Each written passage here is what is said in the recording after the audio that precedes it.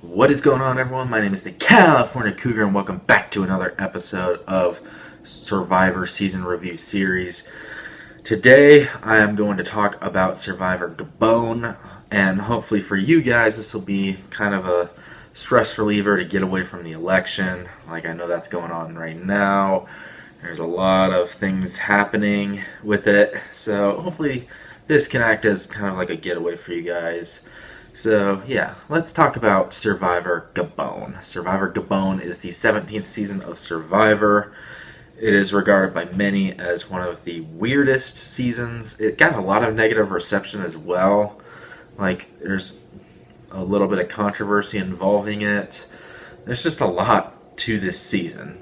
But I gotta say, guys, this season I think is one of the most underrated seasons of Survivor. I think it's a lot of fun. Like, there's a lot of great elements to it. It's not one of my favorite seasons.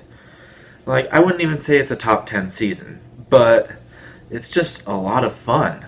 So, starting off, let's get into this cast. This cast, man, holy crap. I mean, this cast is one of probably the craziest casts in Survivor history. Like, all these people on this cast are just super crazy. You have people like Sugar, Susie, Bob, Randy, like bitter old Randy, one of the grumpiest people to ever play the game of Survivor. Corinne, she was a fun character to watch, even though she was a bitch the whole time, but she owned it. She knew she was a bitch, and she owned up to it. So, yeah, that's exactly what she was doing. She knew what she was doing. Charlie, Marcus, that fun little relationship going on, kind of weird. Just, yeah, Maddie was great. Who else? Kenny, Crystal. Crystal being like a comedy and challenges. Just like sucking at every one of them. Yeah, she was hilarious.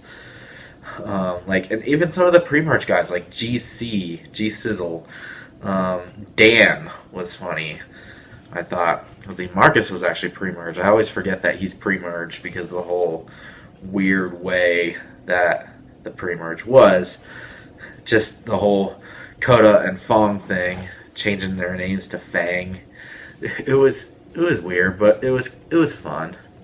So yeah, I mean, there's other players as well. I don't remember a lot of the pre-merge players. That's probably my biggest issue with the season is the pre-merge. You don't really remember a lot of what's going on, other than just Coda just absolutely crushing Fong in just about every single challenge out there. So, yeah, that was interesting. The first tribal swap was interesting, where they're ranking players based on their value to the tribe, and then they draft new tribes based off that. And then Bob's like ranked as third most valuable member on Coda, but he's drafted so late. And he was drafted onto the Coda tribe, and that's how they won all those challenges. So, yeah, I mean, it's a fun season. And Bob as a winner, he's okay, I guess. He's not the best winner ever, but he is a decent winner. He won a lot of challenges. A lot of people forget. He was 56 years old, and yet he was kicking all these young guys' asses in challenges. He was a very valuable asset to the Coda tribe. He's part of the reason they won so many challenges. And yeah, he was on exile. He was looking for idols. He made a couple fake idols. So, yeah, like, I thought overall he was a decent player. I mean, everyone liked him, which is part of the reason he won, I think. That final three was kind of horrible in general. I mean, Sugar and Susie were never going to win against Bob, I don't think.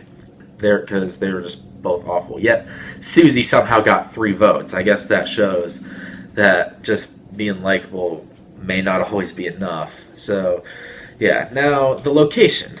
The location is awesome. It's one of the best locations Survivor's ever done. It's in the middle of a jungle, basically, in Gabon. A lot of wildlife there, a lot of waterfalls, crazy stuff. They call it, like, Earth's Last Eden, I think is what it was called.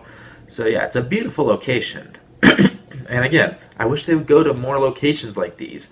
Like this, Survivor China, or the Australian Outback. Like, places that are not islands, basically. Like, I wish they would stop going to islands the whole time.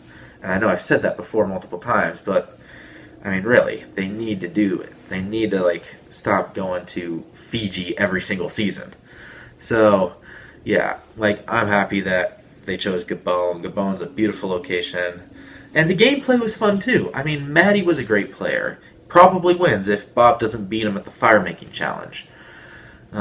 Kenny, he was a very underrated player. Kind of a shy guy at the beginning and then just came out of his shell later on. His thing with Michelle in the first episode with the worm, that was funny. And like the season itself, it's kind of a guilty pleasure in a way. A lot of people see it as that because, like, just the banter between all the castmates. GC quitting the game essentially after going missing before a challenge. That was fun to watch. Eat your rice. What else? Like, there were so many other moments. Randy and Crystal. Crystal's confessional when Randy was voted out. That was hilarious. You have made my life hell from day one. And she said it loud enough. And then Randy's confessional at the final three. All three of you kiss my... And then it just cuts from there. You know what he said. And yeah, he ends up being the swing vote between Bob and Susie. And he ends up voting Bob. Yeah, Corinne's jury speech was absolutely vicious. It was mean-spirited, but it was so vicious that it was, like, kind of funny in a way. Again, it's kind of the guilty pleasure aspect to it. Like, she knew that she was a mean girl. So, yeah, like, and there were some decent blindsides as well. Like, the Marcus blindside was pretty big. Charlie right afterwards. And then Crystal's blindside with Maddie getting the idol from Sugar, or Sugar getting the idol to Maddie. She turns on Crystal. And then from there, yeah, not really too many other blindsides in the season that I can remember. Again, I don't even remember half the pre-merge cast. Probably because they just weren't that memorable. Aside from like GC, Michelle, Jillian, like Paloma. Oh, Ace. How do I forget about Ace? Yeah, Ace, the guy with the British accent. And yeah, he could have been a great player. He was blindsided by Sugar. His whole thing was Sugar. I can't believe I forgot about that. I'm glad I remembered it. So yeah, he was a great player too. I wish he could have made it farther because he was fun to watch. But yeah, and then just him getting played by Sugar. I mean, Sugar acted like the sweetheart the whole season. She really wasn't. She was kind of vicious. And yet she was on a Heroes tribe later in a later season, which we'll get to when we get to that season. But yeah, like Sugar, a lot of people liked her. I wasn't a big fan. I was like, don't really care. I knew she was never going to win because she was just kind of used as a pawn the whole time. At least that's how I feel. So, yeah, I mean, there's my review of Gabon. Not really much to it, but it is a fun season to watch. A very fun season to watch. Again, kind of a guilty pleasure.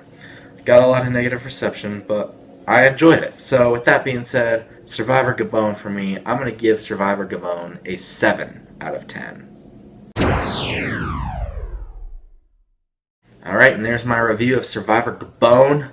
If you have watched Survivor Gabon, what did you think about it? Let me know down in the comments below. Make sure to hit the thumbs up button on this video if you enjoyed it. Like, do you agree? Do you disagree? Again, let me know down below.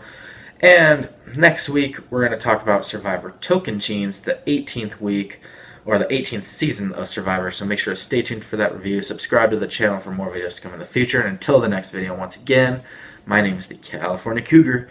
And always remember, stay California cool. Peace.